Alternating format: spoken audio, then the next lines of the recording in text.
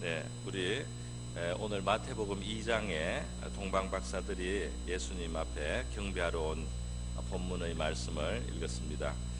저는 오늘 그 본문을 읽은 거 앞뒤로 조금 더 확장해서 여러분에게 말씀을 드리려고 합니다. 예수님이 탄생을 하셨는데 그때 그 예수님의 탄생과 관련됐던 이제 중요한 사람들, 아주 큰 성경에서 주목을 하는 지금 몇 사람 중에 하나가 지금 동방박사고요. 또 그 외에도 사람들이 더 있는데 그 사람들의 주님을 맞이한 그들의 모습과 또 태도를 우리가 함께 생각하면서 좀 말씀의 그 뜻을 한번 우리에게 적용을 해보려고 생각을 합니다. 왜냐하면은 예수님의 이 탄생은 2000년 전에 하나님께서 그 독생자를 우리에게 보내주셔서 우리를 구원하시기 위해서 보내주신 이 사건은 2000년 전의 사건으로 끝나는 것이 아니고 바로 지금도 이 살아계신 우리의 구원자로 오신 예수님을 우리가 우리의 마음에 모시고 우리의 삶에 모시고 살아가는 바로 그 문제에서 이 예수님을 처음 영접했던 그 사람들과 지금 우리 예수님을 비록 육신의 아기의 모습은 아니지만 그의 영으로 우리를 찾아오시는 예수님을 우리의 삶으로 우리의 가슴에 우리의 마음에 모셔드려서 우리의 삶 속에 그분과 함께 살아가는 바로 이 신자의 삶에는 예수님의 이 탄생 이야기가 2000년 전의 이야기가 아니고 바로 오늘의 이야기가 될 수 있는 것입니다. 오늘 예수님을 영접하는 사람이 있고요, 어제 영접했던 사람도 있고요, 또 앞으로 영접할 사람들도 있을 텐데 이 예수님을 영접하고 예수님과 살아가는 바로 우리의 이 모습과 이 예수님이 처음 찾아오셨을 때 그 예수님을 대했던 여러 사람들의 그 모습은 이게 바로 직접적으로 바로 그 같이 적용할 바로 그 점이 있다는 것입니다. 네. 여기에 제가 세 부류의 사람들을 생각해 볼 수 있겠습니다. 먼저는 동방박사가 오기 전에 바로 예수님을 나게 했던 그 통로가 되었던 요셉과 마리아가 있었고요. 요셉과 마리아, 그 마리아, 예수님을 낳은 마리아, 그리고 그 마리아의 정혼 남이었던 정혼 관계에 있었던 그 요셉, 이 요셉, 다윗의 그 집안의 후손인 요셉, 그리고 마리아, 이 예수님의 부모님이죠. 양부모님이기도 하고 부모님이기도 한 바로 이들과 그 다음에 주님께 경배를 하기 위해서 멀리서 온 동방박사들이고, 그 다음에 이 동방박사의 이 본문에도 등장하려면 헤롯 왕이 있는데, 이 헤롯 왕이 이제 박사들이 예수님께 경배를 하고 돌아간 이후에 이제 큰 일을 하나 저지르게 됩니다. 그 헤롯 왕이 한 일, 이렇게 우리가 이 세 부류로 나누어서 오늘 예수님을 모시는, 오늘 바로 우리의 구원자로 오신 예수님을 모시는 우리의 삶에 대한 교훈으로 한번 말씀을 생각해 보려고 합니다. 먼저는 요셉과 마리아에 대한 것인데요. 자, 요셉과 마리아가 우리 성탄 예전에 그 성탄 선극을 하면은 올해 아마 우리 초등부 선극에는 그 동방박사가 온다든지 뭐 목자들에게 그 장면은 아닌 것 같은데 이 요셉과 마리아가 그 아기 예수를 이제 그들의 가정에 모시는 거죠. 가정에 그들이 이제 그 예수 그리스도가 자기들 삶 속에 찾아오는 겁니다. 마리아는 자기의 정말 태를 빌어서 그가 오시고, 요셉은 자기의 그 정혼한 마리아를 통해서 그가 오시고, 그래서 그들의 삶 속에 예수를 받아들이게 되는 거죠. 이 예수를 받아들이는 요셉과 마리아의 삶은 과연 어떠했는가 생각해 보면요, 그 성탄 선극에 나오는 그냥 따뜻하고 아름다운 이야기가 다가 아니라는 것을 우리가 알 수 있습니다. 왜 그러냐 하면은 마태복음 1장에 기록된 대로 처음에 요셉에게는 마리아에게 마리아가 잉태했다는 자기의 정혼한 마리아, 그 이스라엘에는 거의 결혼 같은 약혼을 합니다. 그러면 그때부터 남편과 아내로 불리지만 결혼식을 할 때까지는 그래도 같이 살지는 않습니다. 그리고 동침하지 않고, 그러니까 이 아내입니다. 그러나 같이 동침하지 않는 1년간 그렇게 지내는 이 여자가 잉태했다는 이 소식은 요셉에게 고민이 되는 거죠. 굉장히 충격이 사실 되었을 것입니다. 그래서 요셉은 그것을 드러나지 않고 가만히 끊고자 하였다. 그러니까 마리아를 부끄럽게 하거나 사람들에게 마리아가 비난당하지 않고 그냥 이 여자는 딴 남자가 있나 보다 하고 그냥 조용히 이혼을 하려고 그렇게 생각을 했던 것 같습니다. 그럴 때 천사가 나타나서 다윗의 자손 요셉아, 내 아내 마리아 데려오기를 무서워하지 말라. 그에게 잉태된 자는 성령으로 된 것이라. 하나님이 특별한 역사로 성령이 임하셔서 된 그런 아기다. 아들을 낳으리니 이름을 예수라라. 이는 그가 자기 백성을 그들의 죄에서 구원할 자이심이라. 이분이 바로 자기 백성을 가진 왕이라는 거죠. 하나님 백성의 왕이시고, 그리고 구원하시는 구원자다. 이것을 가르쳐 주었어요. 그러면서 이 하나님의 말씀이 이제 이루어지는 겁니다. 이사야 선지자 통해서 하나님이 일찍 주셨던 처녀가 잉태해서 아들을 낳을 것이다 하는 그 말씀이 이루어진다. 그래서 요셉이 그 말을 듣고 일어나서 그 주의 사자의 분부대로 그의 아내를 데려오고, 그리고 아기가 태어나기까지는 동침하지 않았다 하는 말씀이에요. 그러니까 이 요셉의 지금 입장에서도 이렇게 봤을 때 이 곤란하고, 마리아에게는 더 곤란한 것입니다. 마리아에게도 처음에 그 천사가 와서 은총을 받은 마리아야 하고 나타나서 이제 성령의 능력이 너에게 임하셔서 너에게 아기가 잉태된다. 그가 다윗의 후손으로 구원자이시다. 이런 그 말씀을 할 때 그 주의 종이니까 내가 주의 뜻대로 다 주의 말씀대로 이루어지겠습니다고 받아들였지만은요, 그 다음부터 이 결혼식을 안 한 여자가 이 배가 불러지는 겁니다. 그러니까 사람들이 그걸 이해를 못하는, 그걸 알 수가 없는 사람들에게 볼 때는 굉장히 문제가 있는 상황이에요. 사실은 문제가 생긴 겁니다. 그죠? 그 누가 다 이해를 하겠습니까? 지금 이 정혼한 요셉도 지금 천사가 말할 때까지는 이걸 바로 알 수가 없는 거예요. 그리고 마리아도 구태여 그걸 해명을 하지를 못했던 것 같습니다. 그러니까 이 문제가 있다, 마리아에게 문제가 있다 하고 이 가만히 끊으려고 했던 그걸 보면은 이 두 사람 사이에도 그것으로 이해가 안 되었던 것을 알 수가 있습니다. 그러니까 다시 말해서 예수가 오셨는데 사람들이 곤란해졌습니다. 예수가 오셨으면은 평강의 왕이 오셨는데 말이죠. 그냥 평강만 하면 좋겠는데 예수가 오셨는데 이상하게 굉장히 거북한 상황이 생겼다 이겁니다. 오늘날 예수님을 영접하고 예수님을 믿기 시작했을 때 물론 어떤 사람은 바로 기쁨과 어떤 감사로 시작을 하고 이렇게 하지만은 마리아도 그 찬양을 하고 그랬어요. 그러나 여러분, 이 예수님을 모시고 산다는 것이 이 세상 악한 자에게 처해 있는 이 마귀에게 속한 이 세계 속에 우리가 살아갈 때에 예수를 모시고 살아가는 것이 곤란한 상황, 사람들에게 이해받지 못하게 되는 어려운 그런 문제를 일으키는 경우들이 상당히 많다는 것을 우리가 알 수 있습니다. 당장 예수 믿기 때문에 우리의 삶 속에 말이죠, 핍박이 오는 경우도 있지 않습니까? 예수님을 믿고 신앙생활 하기 때문에 바로 고난을 당하는 사람들이 있다 이 말입니다. 또 어떤 사람은 예수 믿기로 하고 이렇게 교회 나오기 시작했는데 사고가 일어나는 사람들이 있어요. 무슨 영의 작용인지요. 그래서 자꾸 어려운 일이 생기니까 우리가 종교를 바꿔서 그랬나 보다 하고 마음이 약해졌어요. 물러가는 사람들까지 있습니다. 어떤 사람들은 어려움이 와도 참는 사람들이 있고요. 참고 고난을 당하더라도 내가 예수 믿기로 한 것은 포기하지 않겠다, 이렇게 나가는 사람들한테는 그 고난이 끝이 나더라고요.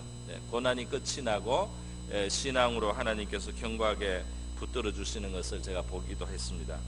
어쨌든 이 예수를 믿으면 이 때로는 어려움이 오고 굉장히 곤란한 상황이 온다는 거. 예수 믿는 사람으로 살아가려고 하니까 세상과 이게 불편한 관계가 되는 겁니다. 왜냐하면 예수 안에서 경건하게 살고자 하는 사람들이 이 세상에 타락한 문화라든지 이 세상에 사람들이 그냥 받아들이고 있는 이런 잘못된 거라든지 불의한 일이라든지 그리고 어떤 부정한 것이라든지 이러한 것을 동참할 수가 없지 않습니까? 그래서도 문제가 생길 수가 있는 거예요. 그래서 무릇 예수 안에서 경건하게 살고자 하는 자들이 당하는 핍박 또는 곤란한 일들을 우리가 세상에서 겪을 수가 있어요. 하나님의 택하심과 사랑을 입었지만은 그것이 세상에서는 미움을 받을 수 있는 그런 상황이 될 수 있다는 것입니다. 그래서 마리아와 요셉은 어떻게 그것을 대처했느냐? 마리아와 요셉은 그것을 그냥 받아들였습니다. 그 사람들이 뒤에서 수근수근 했을 수가 있습니다. 마리아가 이 결혼하기 전에도 배가 막 불러오고요. 그리고 요셉이 또 파혼을 하지 않고 그냥 결혼하는 이런 모습을 보면은 요셉과 마리아가 뭘 잘못했다 이렇게 생각할 수도 있는 겁니다. 그러니까 이것은 해명하기도 어려운 굉장히 애매한 고난을 요셉과 마리아는 사실은 감수를 해야 되는 거죠. 그래서 바로 이러한 거북한 상황, 우리는 메리 크리스마스 즐거운 성탄이라고 하는데 마리아와 요셉에게 있어서는 아기 예수가 태어나고 이렇게 하는 그 과정에 있어서 사람들에게 은근히 상당히 저 사람들 뭔가 문제가 있다, 잘못됐다 하는 혹은 손가락질까지도 받는 뒤에서 수근수근하는 그러한 상황을 마리아와 요셉은 겪어야 됐다 이 말입니다. 예수 믿는다는 것이, 우리가 예수를 모시고 영접하여 산다는 것이 우리 영혼의 구원에 이르고 말이죠, 하나님의 자녀가 되고 정말 놀라운 은혜와 은총의 길이지만은 이 길을 시작할 때는 이러한 그 불편함이 있을 수 있다 이 말입니다. 불편함이 있을 수 있다. 근데 그것을 참고 넘어가야만 그들 속에 정말 예수가 자리 잡고 예수가 함께 하실 수가 있는 줄로 믿습니다. 우리 예수 믿을 때 예수님을 믿음으로 우리가 이 세상에 당하는 그 거북함과 불편함과 어려움이 있지만은 바로 우리의 죄에서 구원하시는 분을 모시면서 이러한 대가가 치러질 수 있다는 사실을 우리가 받아들일 수 있기를 바랍니다. 그럴 수 있는 거예요. 자, 그래서 그렇게 했을 때 말이죠, 결국 그 이후로도 계속해서 하나님은 이 요셉을 인도하시고 요셉이 가야 될 길을 가르쳐 주시고 요셉의 삶을 이끌어 주시지 않습니까?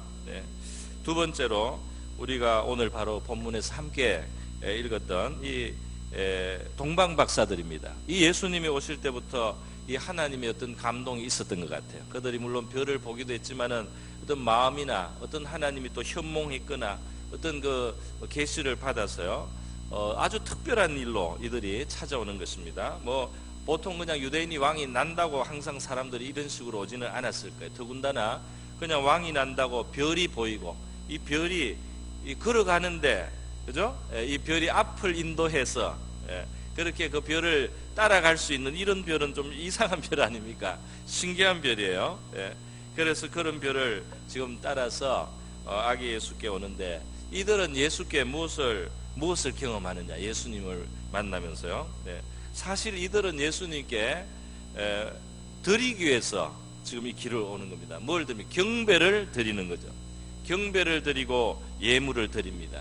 또 뭐 보이지 않지만 이들의 시간을 드리고 있습니다. 긴 시간을 그분을 만나고 그분께 영광을 돌리고 그분에게 예의를 다하고 그분에게 자기들의 정성과 사랑을 그 표현하기 위해서 이들은 많이 수고하고 많이 애를 쓰고 많이 시간을 사용했습니다. 세상적으로 보면은 지금 여기 절하고 가서요, 이들이 뭐 당장 생긴 게 있습니까? 당장 이들이 뭐 그거 여행을 갔다 왔다고 무슨 뭐 상을 받거나 뭐 아기 예수가 뭐 이들을 상을 줄 수 있는 것도 아니고 말이죠. 이들은 순전히 자기 것을 많이 드렸어요. 시간부터 시작해서 그 많은 몸의 육신의 수고를, 그 먼 길을 오고 가는 그 먼 길을 오고 가는 수고, 그죠? 그리고 준비한 귀한 예물, 황금과 유향과 모략은 아주 최고의 그러한 어떤 선물들입니다. 이게 왕들이나 받는 그러한 예물이에요. 그런 아주 귀한 것을, 그러니까 이들은 이들의 재산을 말이죠, 재산의 아주 중요한 부분을, 귀한 부분을 아기 예수께 드리고 경배를 하였다. 그러니까 지금 이 동방박사들은 정말 그야말로 무슨 예수님 정말 덕 보려는 마음은 없어요. 예수님 덕 보려는 마음보다는 그분이 마땅히 경배를 받아야 될 분이기 때문에 우리가 그분을 경배해야 되겠다. 그리고 그분께 영광을 돌리고 마땅히 예를 갖추고 이렇게 하는 것이 우리의 마땅한 도리며 우리의 기쁨이며 우리의 영광으로 그렇게 생각을 한 겁니다. 그렇게 해서 이 길을 와서 그 별의 인도를 받아서 마침내 드리지 않습니까? 이런 걸 보면요, 우리가 한 가지 정말 교훈을 받아요. 이들이 도대체 예수께 뭘 받았길래 그러냐 말이죠. 물론 하나님의 감동을 받았습니다. 하나님이 그 별을 통해서 인도하신 하나님의 인도를 받았습니다. 그리고 예수를 가까이 보는 그런 영예를 받았습니다. 그런데 이들의 정말 받은 것 중에 우리 눈에 띄는 것이 있습니다. 뭐라고 됐느냐면 이들이 예수를 이제 만나기 직전에 10절에 보면 그들이 별을 보고 매우 크게 기뻐하고 기뻐하더라 그래 돼 있습니다. 이들이 그 예수를 이제 거의 다 만나게 되니까 이제 가까이 와서 예수 곧 만나게 되니까 얼마나 기뻐했는지 몰라요. 그러니까 이 큰 기쁨 속에 예수님께 그들의 예물을 드렸단 말이죠. 그 별만 봐도 이렇게 기쁜데 그 아기 예수를 이들이 천신만고 끝에 와서 그 예수를 예배할 때 이들의 마음에 얼마나 큰 기쁨이 넘쳤겠느냐 하는 것입니다. 여기에서 우리에게 주는 교훈이 하나 있어요. 그게 뭐냐 하면 여러분 정말 우리 주님과 가까워지면서 우리가 큰 기쁨을 갖는 삶을 정말 살기를 원한다면 우리의 삶을 주님께 경배하는 삶으로 드림이 있어야 됩니다. 그런데 이상하게 주님을 섬기기 위해서 자기의 것을 많이 드린 사람이 영혼의 만족이 있습니다. 할렐루야. 주님을 위해서 드리지 아니하면, 드릴 줄을 모르면 주님께로부터 오는 이 참 기쁨도 우리가 누릴 수가 없는 부분이 있어요. 왜 그럴까요? 주님은 자기를 다 생명을 주시기 위해서 오셨습니다. 그죠? 이 아기는 그냥 귀여운 아기가 아니고 그들의 생명을 주기 위해서 그 살과 피를 내어 주시기 위해서 오신 하나님의 아들입니다.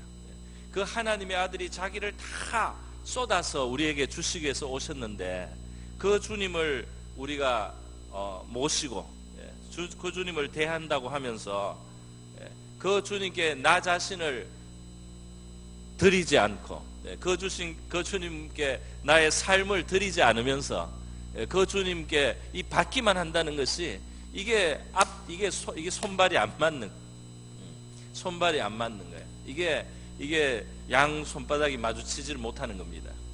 그분은 자신을 다 주시기 위해서 오셨습니다.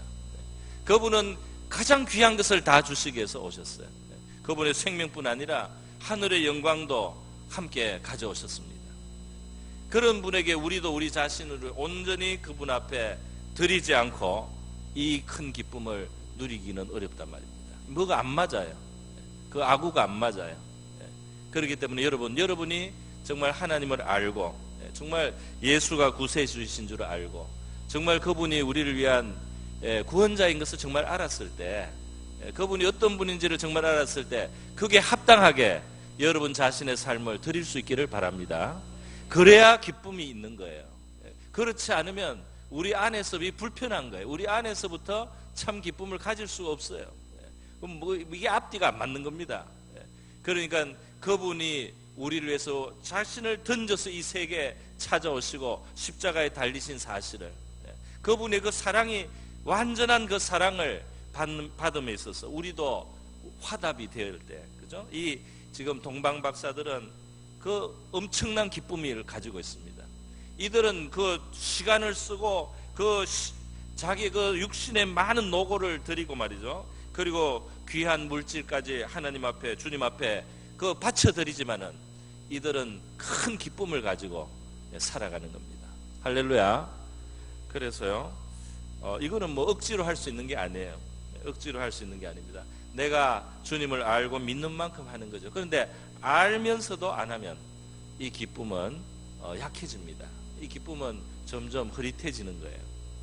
그러니까 우리가 주님을 정말 알았으면 그게 맞는 우리의 헌신이 있기를 바랍니다.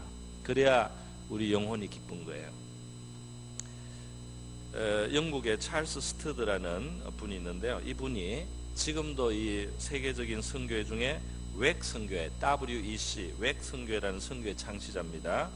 한 100여 년 전에 100년 정도 되네요. 1862년부터 1931년 이때가 이제 사신 분인데, 이분은 어떤 분이냐 하면은 영국의 귀족이에요.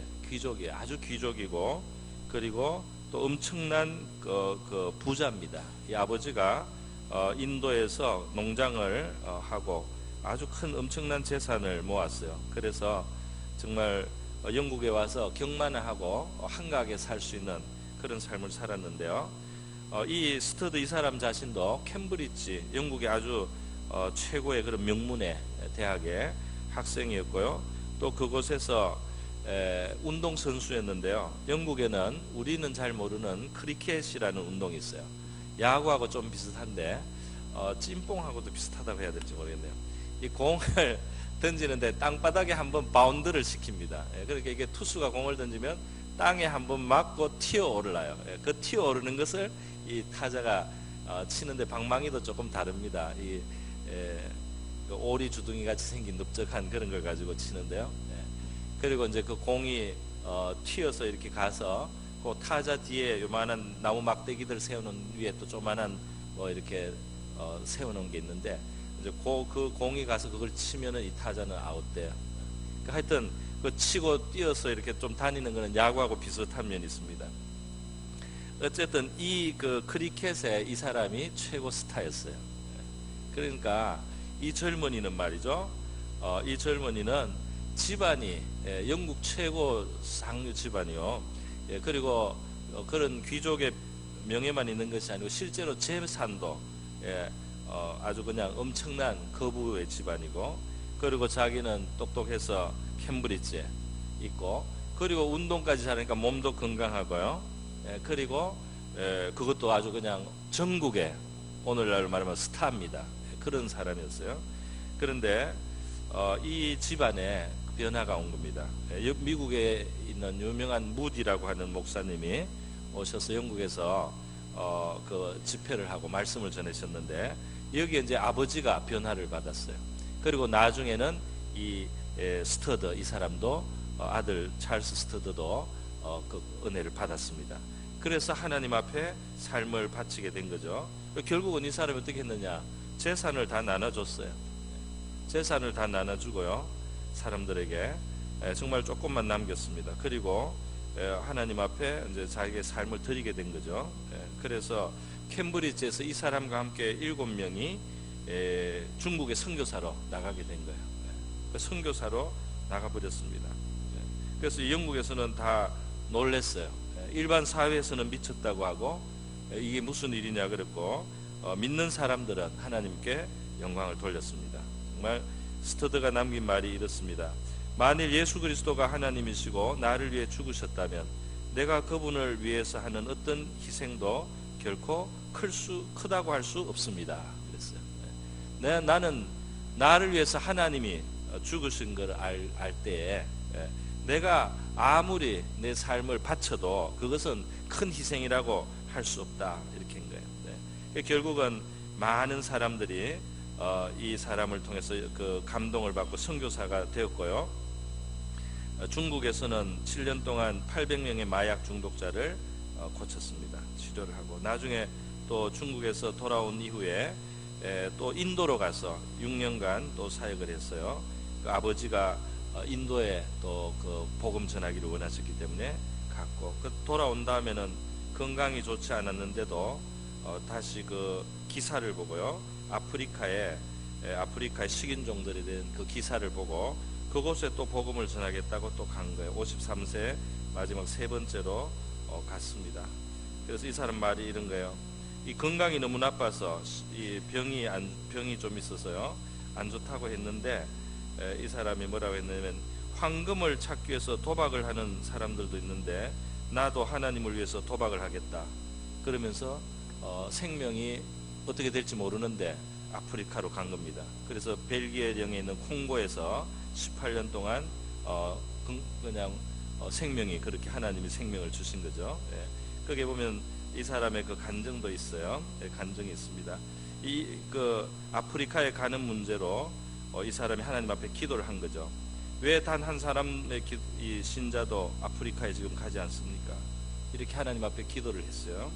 하나님께서 거르는 너는 왜 가지 않느냐?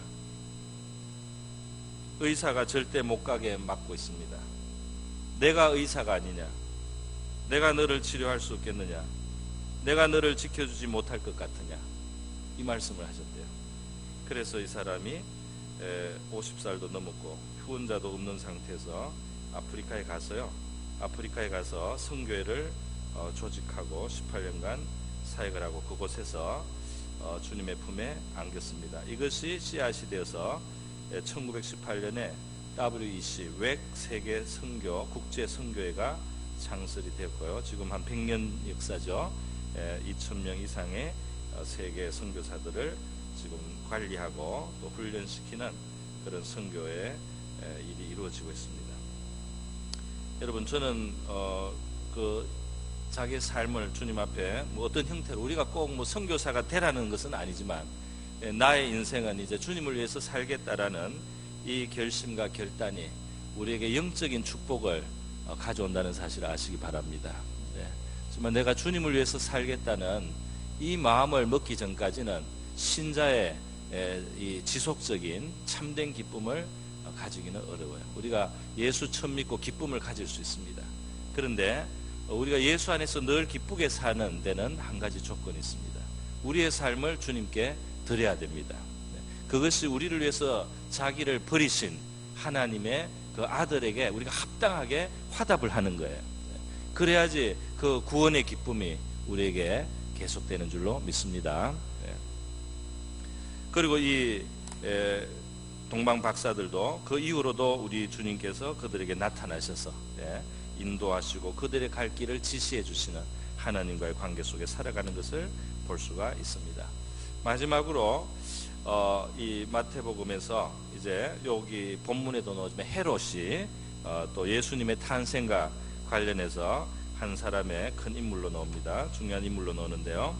이 사람은 어떻게 예수님을 대했느냐? 이 사람은 메시아, 그리스도, 유대인의 왕 왔다는 소식을 들었어요. 그런데 이 사람의 관심은 그 왕이 정말 왔는가?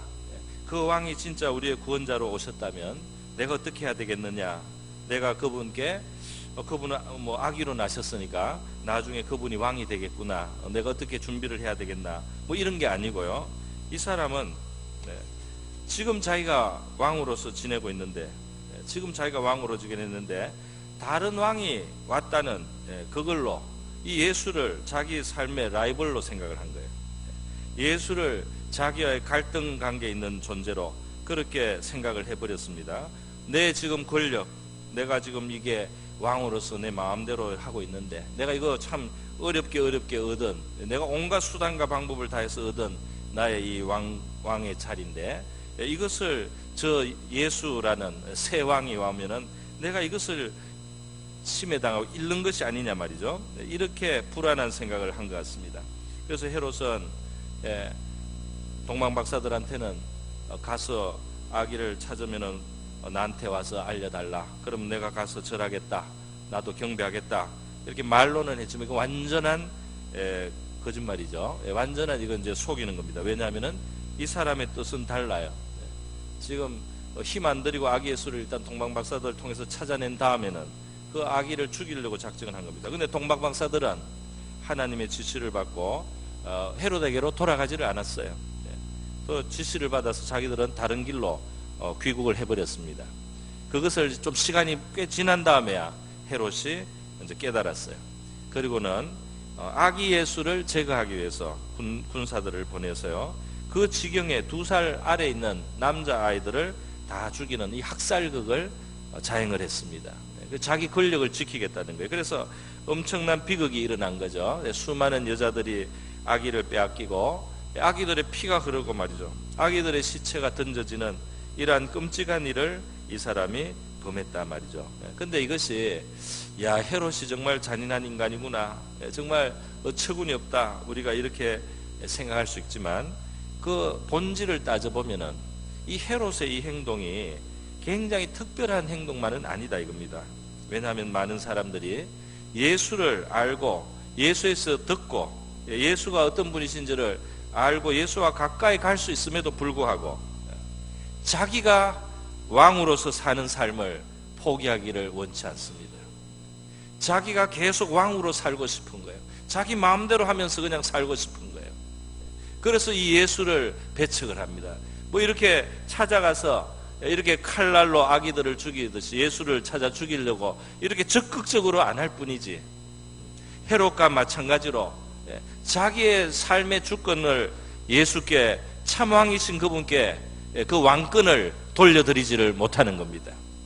원래 하나님이 왕이신 거예요. 사람들에게는 이 창조에는 원래 하나님이 왕인데 사람이 스스로 왕이 되려고 했기 때문에, 스스로 하나님 왕이 되려고 했기 때문에 인생은 괴로워진 겁니다.